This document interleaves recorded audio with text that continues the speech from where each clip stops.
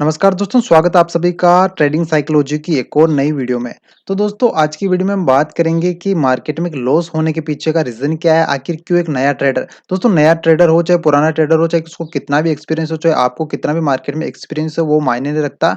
Loss दोस्तों सभी करते हैं, एक बड़ा ट्रेडर भी लॉस करता है और एक छोटा ट्रेडर भी जो है लॉस करता है। तो दोस्तों आज यही हमारे वीडियो का टॉपिक रहने वाला है। दोस्तों हमने ट्रेडिंग साइकोलॉजी पर एक सीरीज शुरू की है, इसका एडवांस और नेक्स्ट वीडियो है। तो दोस्तों इस वीडियो के अंदर हम बात करेंगे कि मार्केट में आखिर लॉस होने का रीज़न क्यों है दोस्तों? मार्केट में लॉस होना कोई बड़ी बात नहीं हो जाता है, ऐसी बात नहीं है। लेकिन दोस्तों क्यों होता है वो लॉस? काफ़ी बड़े-बड़े लॉस आप लेते हो, काफ़ी छोटे-छोटे आप लोग प्रॉफिट लेते हो। तो दोस्तों इसी लॉस टॉपिक पर आज हमारी वीडियो होने वाली है और इस वीडियो के अंदर लास्ट तक बने रहिए। मैं आपको साइकोलॉजी लेवल पर कुछ पॉइंट नोट कराऊँगा, जिससे आपको पता लगेगा कि हाँ, मार्केट में मेरा लॉस क्यों होता है और कहीं न कहीं मैं अपने लॉस को लेकर कुछ गलती कर रहा हूँ या फिर मैं उस लॉस से कुछ सीख पा रहा हूँ या फिर नहीं सीख पा रहा हूँ, सारी चीज़ हम लोग देखेंगे। और दोस्तों मार्केट में आपको पता है कि ट्रेड करने के लिए एक चीज़ बहुत ज़रूरी होती है, उस चीज़ का नाम है दोस्तों साइकोलॉजी। दोस्तों साइकोलॉजी मार्केट के अंदर इतनी ज़रूरी है कि आप चाहे कितना ही प्राइस एक्शन सीख लें, चाहे आप प्राइस एक्शन के कितने ही महारथी बन जाएँ, तो दोस्तों चाहे कहीं से भी आपने प्राइस एक्शन सीखा हो, लास्ट एंड फाइनल के अंदर वो एक ही बात बोलता है कि यार कुछ नहीं होता, सारी चीज़ सारा गेम साइकोलॉजी का है, सारा मैटर साइकोलॉजी का है।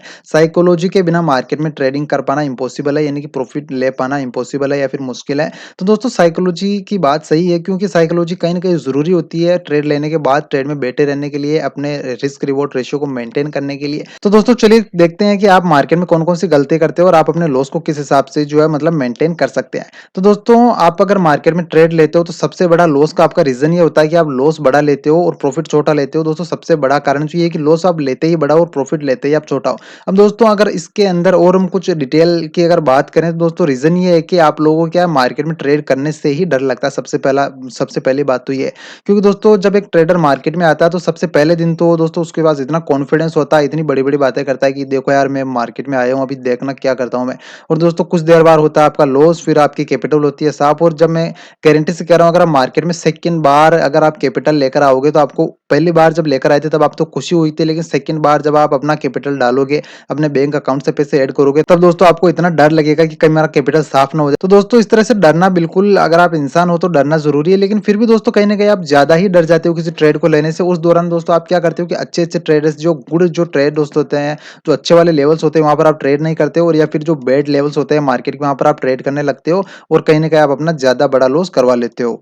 तो दोस्तों इसके लिए सबसे बड़ी बात तो ये है कि आपको मार्केट से डरना नहीं है, फ़ियर का आपको पास में नहीं लाना है। अगर आप मार्केट में ट्रेड करते हो तो कहीं न कहीं आप ये देखेंगे कि मार्केट ऊपर जा रहा है तब आपको ज़्यादा एक्साइटेड नहीं होना है, या फिर मार्केट अगर आपके अगेंस्ट जा रहा है तो आपको डरना नहीं है। यानी कि आपका जो रिस्क रिवार्ड आपने रखा है या फिर स्टॉप लॉस आपने जो रखा है, उस स्टॉप लॉस पर ही आपको अपना माल काटना है, वहीं आपको स्टॉप लॉस लगाना है, वहीं आपको स्टॉप लॉस लेना है। उससे पहले आपको डर करके भागना नहीं है। ये दोस्तों स्टॉप लॉस के बारे में हम लोग बात करेंगे कि कहाँ पर मार्केट में आपका स्टॉप लॉस होना चाहिए। एक अच्छे स्टॉप लॉस के बारे में भी इस वीडियो में मैं आपको लास्ट के अंदर बता दूँगा।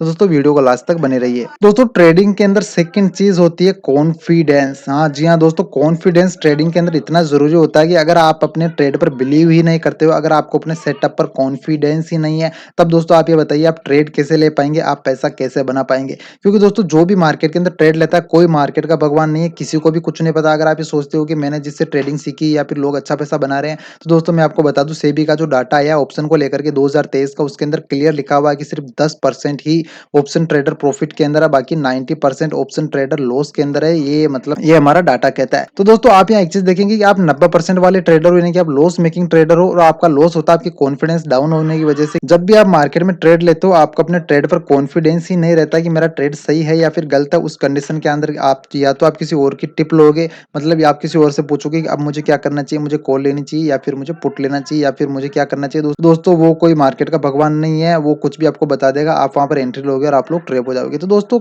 जो कोई भी आपकी जो सेटअप है, जो कोई भी आपका इंडिकेटर है, इंडिकेटर को दोस्तों मैं इतना अच्छा नहीं मानता मार्केट के अंदर, लेकिन फिर भी अगर आप इंडिकेटर बेस्ड ट्रेडिंग करते हो तो कोई दिक्कत वाली बात नहीं, आप कीजिए।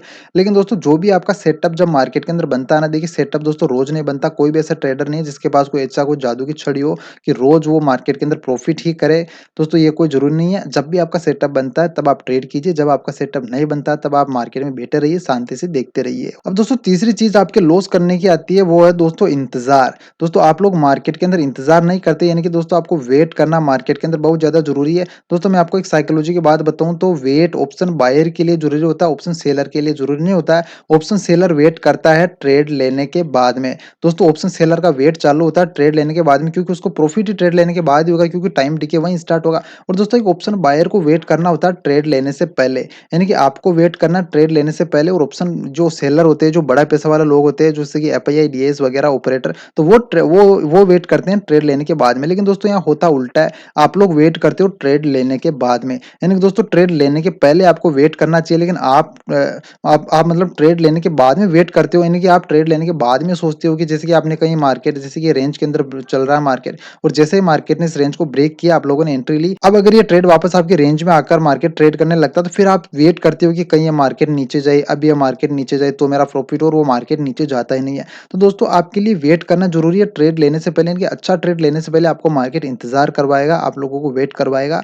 लेकिन दोस्तों वही चीज होती है कि आप लोग वेट करते नहीं हो, आप लोग जल्दीबाजी के अंदर ट्रेड करते हो। कहीं ना कहीं आप लोगों को जल्दी रहती है कि मार्केट कहीं भाग ना जाए। तो दोस्तों मार्केट कहीं नहीं भागने वाला, आज भाग गए तो कल वापस आ जाएगा, मार्केट रोज खुलता है। तो आप लोगों को कहीं ना कहीं अच्छे ट्रेड का वेट भी करना जरूरी है दोस्तों, की वेट करने से ही यहाँ मार्केट में पैसा बनेगा। मैं आपको बता देता हूँ, जब तक आप मार्केट के अंदर इंतजार नहीं करोगे, तब तक इंतजार का ही पैसा मार्केट देता है, और जब तक मार्केट के अंदर आप इंतजार नहीं करोगे, तब तक आपको मार्केट पैसा बनाकर नहीं दे सकता। अगर आप ऑप्शन बायर हो, अगर आप छोटे ट्रेडर हो और ऑप्शन बाइंग करते हो, तो आपके लिए इंतजार मार्केट में बहुत ज्यादा जरूरी है। दोस्तों चौथी चीज आपके लॉस करने की वो निकल कर आती है रिस्क मैनेजमेंट, यानी कि दोस्तों आपको अपना रिस्क कितना मैनेज है, या आपको एक पेन और कॉपी लेकर के आज लिखना है, पेन और कॉपी से आपको कागज पर लिखना है। तो दोस्तों आपको ये जान लेना जरूरी है कि आपका रिस्क मैनेजमेंट कैसा है। रिस्क मैनेजमेंट का मतलब मैं आपको समझा देता हूँ दोस्तों। रिस्क मैनेजमेंट का मतलब होता है कि आपने जो लॉस डिसाइड किया है, क्या आप उससे ज्यादा लॉस तो नहीं ले रहे हो, या फिर आपने सिस्टम में स्टॉप लॉस डाला हुआ है तो अच्छी बात है। लेकिन अगर आपने अपने ऐप के अंदर, अपने सिस्टम के अंदर स्टॉप लॉस नहीं डाला है, तो क्या आपका जो रिस्क आपने मैनेज किया है, या यानी कि मतलब ट्रेड लेने के बाद आपने सोचा है। दोस्तों रिस्क मैनेजमेंट का मतलब मैं आपको ये बताऊं कि जैसे कि मान लीजिए आपने मार्केट में 10,000 रुपए लगाए। अब दोस्तों जब आपने 10,000 रुपए लगाए, तब आपने ये सोचा होगा कि मैं मार्केट में अधिकतम 2,000 का लॉस ले सकता हूँ, ये आपको सोचना पड़ेगा।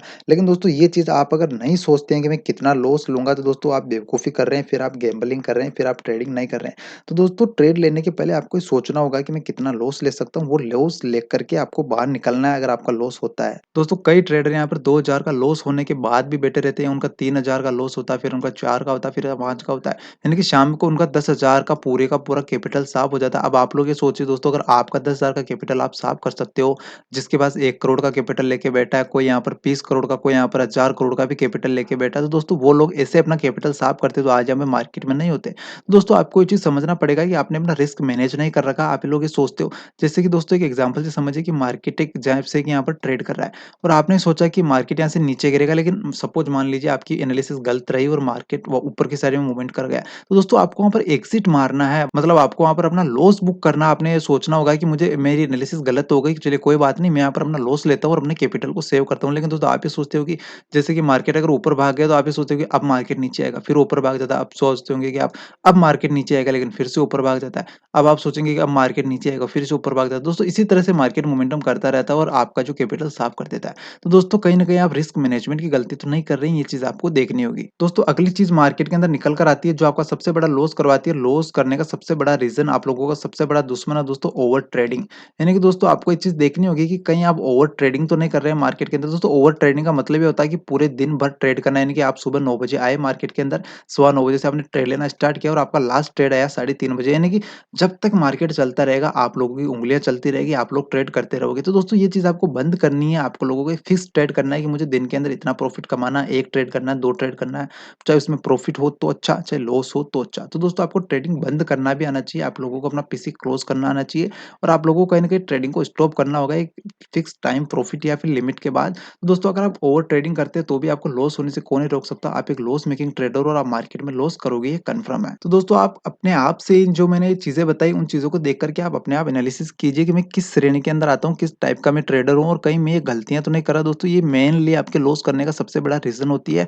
आई होप दोस्तों ये वीडियो आपको पसंद आई होगी। मैंने जो भी चीज़ें आपको बताई है, एक बार वीडियो को फिर से देखिए, पेन कॉपी से लेकर के लिखिए, और उन चीज़ों को जो है दूर करने का प्रयास कीजिए अपनी ट्रेडिंग लाइफ से, तब दोस्तों आप एक सक्सेसफुल ट्रेडर बन पाएँगे। और दोस्तों वीडियो पसंद आई तो वीडियो को लाइक कीजिए। इसी साइकोलॉजी वाले मैटर्स पर बात करने के लिए, प्राइस एक्शन के मैटर्स पर बात करने के लिए दोस्तों।